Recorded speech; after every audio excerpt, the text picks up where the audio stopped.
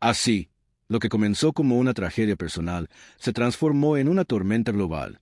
Cada nuevo detalle filtrado refuerza la idea de que la muerte de Francisco no fue un hecho aislado, sino el desenlace de una guerra silenciosa dentro del Vaticano. Y mientras más se investiga, más preguntas aparecen, como si la verdad estuviera oculta detrás de un velo que pocos se atreven a levantar. En medio de esta creciente incertidumbre, los cardenales se reunieron en cónclave para elegir al sucesor de Francisco. Pero lo que debió ser un acto de unidad espiritual se convirtió en un escenario de tensiones y alianzas ocultas. El nombre de Robert Francis Prevost, un cardenal de origen estadounidense y miembro de la Orden de San Agustín, comenzó a sonar con fuerza. Su trayectoria en Perú y su fama de hombre disciplinado y cercano al pueblo lo convirtieron en candidato ideal para quienes buscaban dar un aire de renovación. Sin embargo, otros lo veían como un riesgo, temerosos de que continuara con las reformas inconclusas de Francisco. Los pasillos del Vaticano se llenaron de rumores sobre pactos secretos y negociaciones de poder. Algunos cardenales buscaban proteger sus intereses financieros, mientras otros insistían en que la Iglesia necesitaba un líder capaz de enfrentar las sombras del pasado. En ese ambiente cargado, cada voto depositado parecía más una jugada estratégica que un acto de fe. Y aunque las campanas de San Pedro resonaban con solemnidad, detrás de cada sonido se escondía la tensión de una elección histórica. Finalmente, el 8 de mayo de 2025, el humo blanco anunció la elección de Prevost como papa, adoptando el nombre de León XIV. Su proclamación fue recibida con entusiasmo por miles de fieles reunidos en la plaza, pero también con cautela por aquellos que sospechaban que la sombra de Francisco aún proyectaría dudas sobre el nuevo pontificado. Las sonrisas en público no lograban ocultar las miradas de desconfianza entre los muros sagrados. León XIV asumía el liderazgo en medio de una tormenta. Tenía la misión de guiar a la Iglesia en un momento en que la fe estaba entrelazada con sospechas de conspiración, corrupción y silencios cómplices. Su primera homilía, marcada por un llamado a la transparencia absoluta, fue interpretada por algunos como una declaración de guerra a las estructuras ocultas que habían resistido a Francisco. Sin embargo, las mismas fuerzas que se interpusieron al Papa anterior seguían ahí, intactas y más decididas que nunca. El misterio no terminaba con la elección de un nuevo pontífice. Al contrario, parecía abrir un nuevo capítulo en una historia que se volvía más oscura y peligrosa con cada paso. La llegada de León XIV al trono de Pedro no disipó las dudas ni los rumores. Al contrario, el nuevo Papa heredó un Vaticano en plena tormenta, con documentos filtrados que seguían circulando y testimonios que se multiplicaban en los medios internacionales.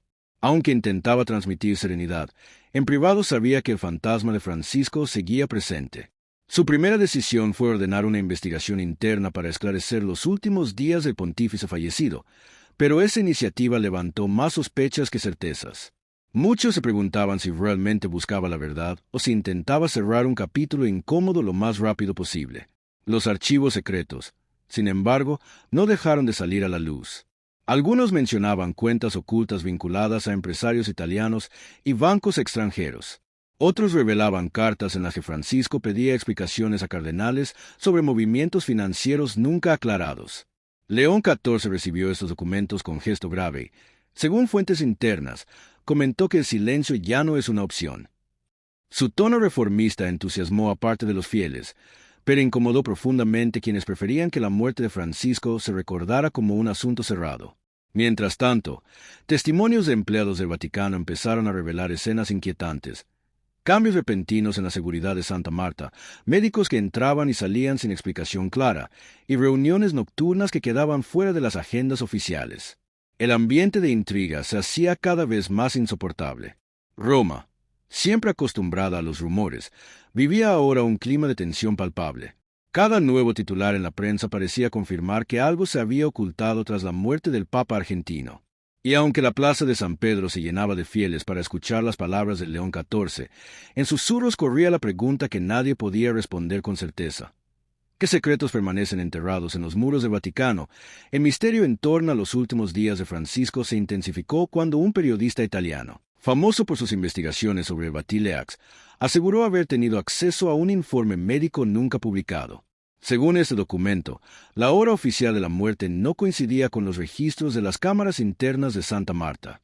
El periodista afirmaba que había un margen de más de 4 horas entre la versión difundida y los hechos reales. Esa diferencia, aparentemente mínima, despertó una tormenta de teorías. ¿Qué sucedió en ese lapso de tiempo? Las autoridades del Vaticano respondieron con silencio, lo que no hizo más que alimentar las sospechas. León XIV, presionado por los medios y por sectores internos de la curia, evitó dar declaraciones directas. Sin embargo, ordenó reforzar la seguridad de los archivos y restringió el acceso a los informes médicos. Esta decisión fue interpretada por algunos como un intento de proteger la memoria de Francisco, pero por otros como una señal de que había más de lo que se decía. Mientras tanto, crecían las historias de testigos anónimos. Un guardia suizo declaró bajo condición de anonimato que había visto entrar a personas no autorizadas en la residencia papal la noche anterior a la muerte de Francisco. Otro aseguró haber escuchado discusiones acaloradas entre altos prelados en los pasillos.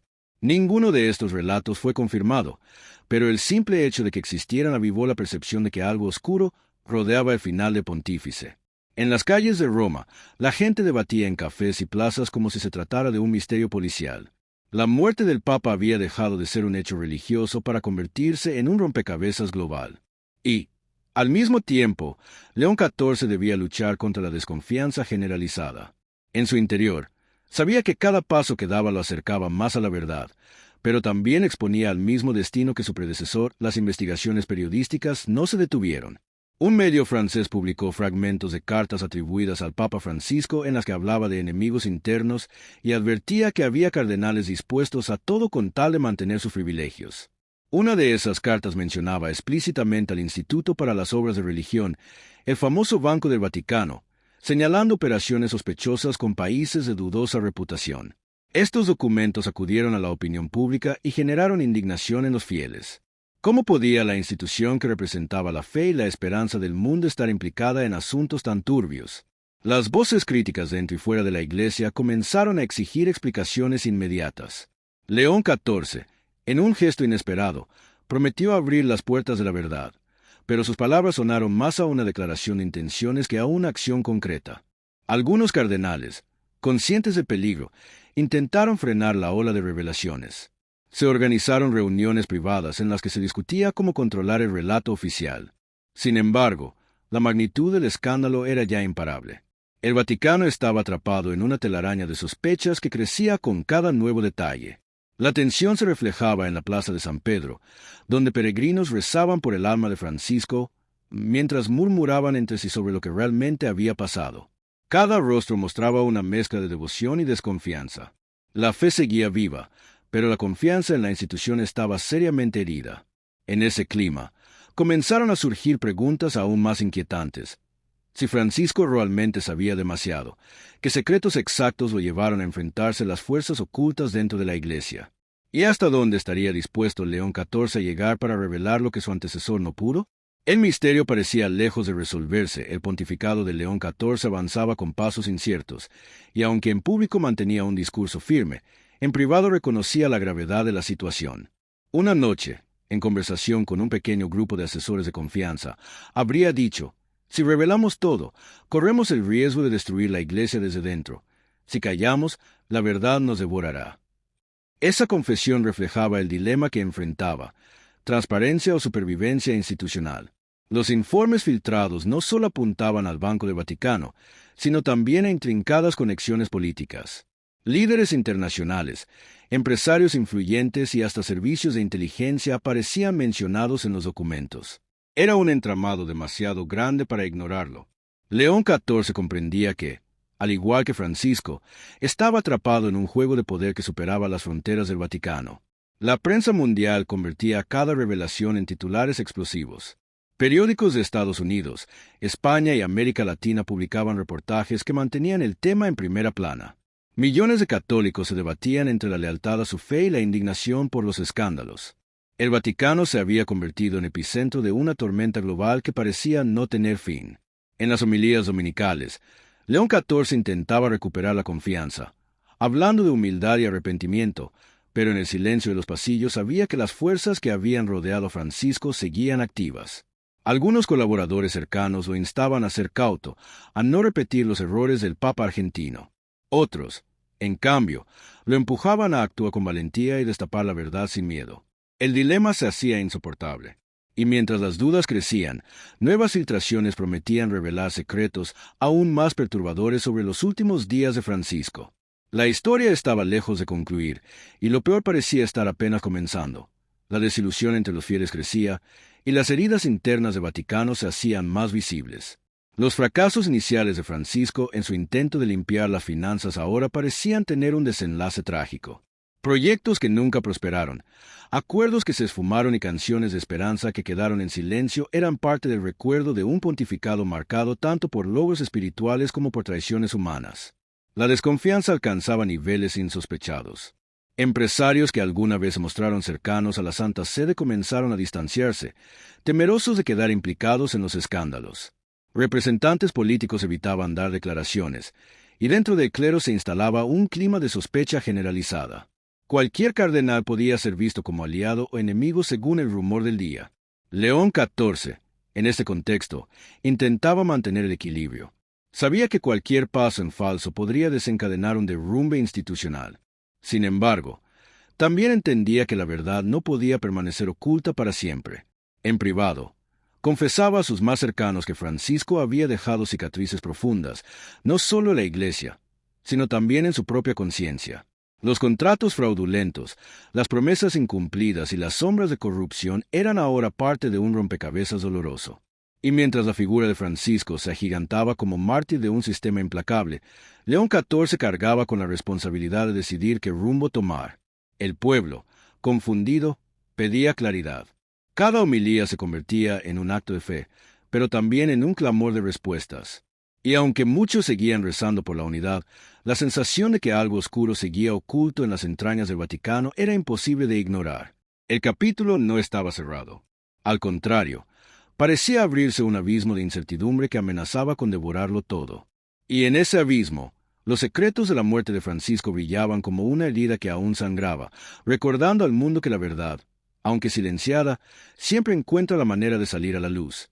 Y así llegamos al final de este impactante recorrido sobre lo que muchos llaman ya el mayor secreto del Vaticano. Último minuto. Acaban de revelar secretos sobre la muerte del Papa Francisco desde el Vaticano. Pero recuerda, lo que vimos hoy podría ser solo la punta del iceberg, y aún hay muchas preguntas sin respuesta que podrían cambiar para siempre la historia de la Iglesia. Si este video te sorprendió, no olvides dejar tu me gusta y suscribirte al canal, porque tu apoyo es lo que permite que sigamos revelando verdades que otros prefieren callar. También me encantaría leer tus comentarios aquí abajo. ¿Qué fue lo que más te impresionó de todo lo que acabamos de contar? Tu opinión es muy importante y enriquece este debate que no podemos permitir que se apague. Y antes de irte, te recomiendo que veas el video que está apareciendo ahora en tu pantalla, porque es aún más apasionante e impactante que este, y te aseguro que no querrás perdértelo. Así, lo que comenzó como una tragedia personal se transformó en una tormenta global. Cada nuevo detalle filtrado refuerza la idea de que la muerte de Francisco no fue un hecho aislado, sino el desenlace de una guerra silenciosa dentro del Vaticano. Y mientras más se investiga, más preguntas aparecen, como si la verdad estuviera oculta detrás de un velo que pocos se atreven a levantar. En medio de esta creciente incertidumbre, los cardenales se reunieron en cónclave para elegir al sucesor de Francisco. Pero lo que debió ser un acto de unidad espiritual se convirtió en un escenario de tensiones y alianzas ocultas. El nombre de Robert Francis Prevost, un cardenal de origen estadounidense y miembro de la Orden de San Agustín, comenzó a sonar con fuerza. Su trayectoria en Perú y su fama de hombre disciplinado y cercano al pueblo lo convirtieron en candidato ideal para quienes buscaban dar un aire de renovación. Sin embargo, otros lo veían como un riesgo, temerosos de que continuara con las reformas inconclusas de Francisco. Los pasillos del Vaticano se llenaron de rumores sobre pactos secretos y negociaciones de poder. Algunos cardenales buscaban proteger sus intereses financieros, mientras otros insistían en que la Iglesia necesitaba un líder capaz de enfrentar las sombras del pasado. En ese ambiente cargado, cada voto depositado parecía más una jugada estratégica que un acto de fe. Y aunque las campanas de San Pedro resonaban con solemnidad, detrás de cada sonido se escondía la tensión de una elección histórica. Finalmente, el 8 de mayo de 2025, el humo blanco anunció la elección de Prevost como papa, adoptando el nombre de León XIV. Su proclamación fue recibida con entusiasmo por miles de fieles reunidos en la plaza, pero también con cautela por aquellos que sospechaban que la sombra de Francisco aún proyectaría dudas sobre el nuevo pontificado. Las sonrisas en público no lograban ocultar las miradas de desconfianza entre los muros sagrados. León XIV asumía el liderazgo en medio de una tormenta. Tenía la misión de guiar a la Iglesia en un momento en que la fe estaba entrelazada con sospechas de conspiración, corrupción y silencios cómplices. Su primera homilía, marcada por un llamado a la transparencia absoluta, fue interpretada por algunos como una declaración de guerra a las estructuras ocultas que habían resistido a Francisco. Sin embargo, las mismas fuerzas que se interpusieron al Papa anterior seguían ahí, intactas y más decididas que nunca. El misterio no terminaba con la elección de un nuevo pontífice. Al contrario, parecía abrir un nuevo capítulo en una historia que se volvía más oscura y peligrosa con cada paso. La llegada de León XIV al trono de Pedro no disipó las dudas ni los rumores. Al contrario, el nuevo Papa heredó un Vaticano en plena tormenta, con documentos filtrados que seguían circulando y testimonios que se multiplicaban en los medios internacionales. Aunque intentaba transmitir serenidad, en privado sabía que el fantasma de Francisco seguía presente. Su primera decisión fue ordenar una investigación interna para esclarecer los últimos días del pontífice fallecido, pero esa iniciativa levantó más sospechas que certezas. Muchos se preguntaban si realmente buscaba la verdad o si intentaba cerrar un capítulo incómodo lo más rápido posible. Los archivos secretos, sin embargo, no dejaron de salir a la luz. Algunos mencionaban cuentas ocultas vinculadas a empresarios italianos y bancos extranjeros. Otros revelaban cartas en las que Francisco pedía explicaciones a cardenales sobre movimientos financieros nunca aclarados. León XIV recibió estos documentos con gesto grave. Según fuentes internas, comentó que el silencio ya no es una opción. Su tono reformista entusiasmó a parte de los fieles, pero incomodó profundamente quienes preferían que la muerte de Francisco se recordara como un asunto cerrado. Mientras tanto, testimonios de empleados del Vaticano empezaron a revelar escenas inquietantes. Cambios repentinos en la seguridad de Santa Marta, médicos que entraban y salían sin explicación clara, y reuniones nocturnas que quedaban fuera de las agendas oficiales. El ambiente de intriga se hacía cada vez más insoportable. Roma, siempre acostumbrada a los rumores, vivía ahora un clima de tensión palpable.